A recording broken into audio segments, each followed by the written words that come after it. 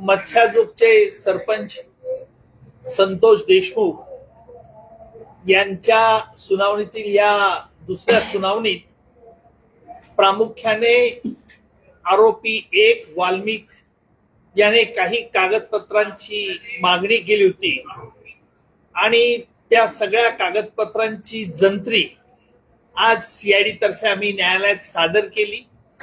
काही दस्तऐवज हे सीलबंद असल्यामुळे न्यायालयाला विनंती केली की त्याच्या प्रती सील उघडल्यानंतर या आरोपींना देण्यात याव्या।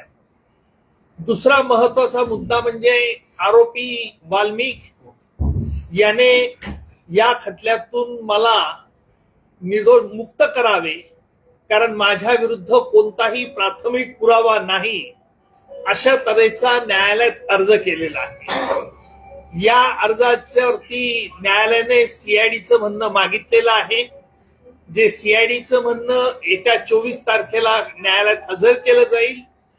त्यानंतर त्याच्यावरती सुनावणी होईल। अर्थात वाल्मिक तर्फे युक्तिवाद, नंतर सरकारतर्फे आम्ही युक्तिवाद करू।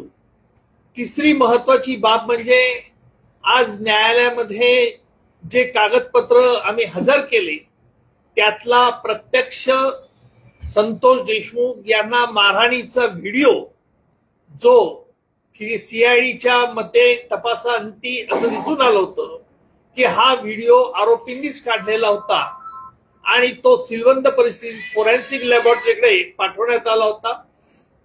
तो संपूर्ण व्हिडिओ आम्ही न्यायालयात हजर केला, परंतु न्यायालयाला आम्ही विनंती केलेली आहे की या व्हिडिओला कुठल्याही प्रकारे बाहेर याला प्रसिद्धी मिळू नये आणि याने प्रसिद्धी मिळाल्यानंतर त्याचा कायदा व सुव्यवस्थेचा प्रश्न निर्माण होऊ शकतो आणि म्हणून मकोका कायद्याच्या तरतुदी अंतर्गत आम्ही न्यायालयाला अशी विनंती केलेली आहे।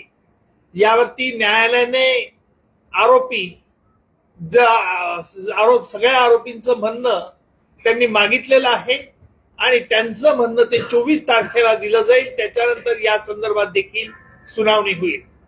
चौथा मुद्दा आजच्या सुनावणीमध्ये आरोपी वाल्मिक याची चल आणि अचल जी स्थावर मिळकत आहे ही जप्त करण्यात यावी असा न्यायालयात आम्ही अर्ज दिलेला आहे। त्या अर्जावरती अद्यापही वाल्मिक तर्फे खुलासा दाखल करण्यात आलेला नाही। त्याच्यानंतर त्या अर्जावरची सुनावणी पुढे रीतसर होईल। माझ्या समवेत माझे सहकारी ऍडव्होकेट कोल्हे हे देखील आज न्यायालयात उपस्थित होते।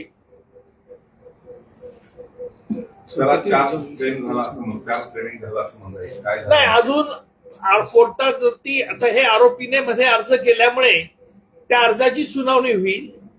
नंतर सरकारतर्फे आम्ही कोर्टात न्यायालयात एक ड्राफ्ट चार्ज देऊ आणि त्याच्यानंतर चार्ज कोर्ट तो फ्रेम करावी की नाही याच्यावरती युक्तिवाद ऐकल्यानंतर न्यायालय त्याच्यावरती निर्णय घेईल।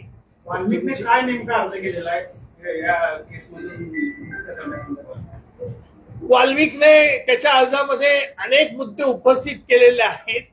पहिला मुद्दा म्हणजे त्याचा या प्रकरणात कुठे काही संबंध नाही, तो खुनामध्ये नाही, खंडणी त्याने मागितलेली नाही आणि तो कसा निर्दोष आहे हे दाखवण्याचा केविलवाणी प्रयत्न त्याच्या अर्जामध्ये आहे असं सकृत दर्शनी दिसतं।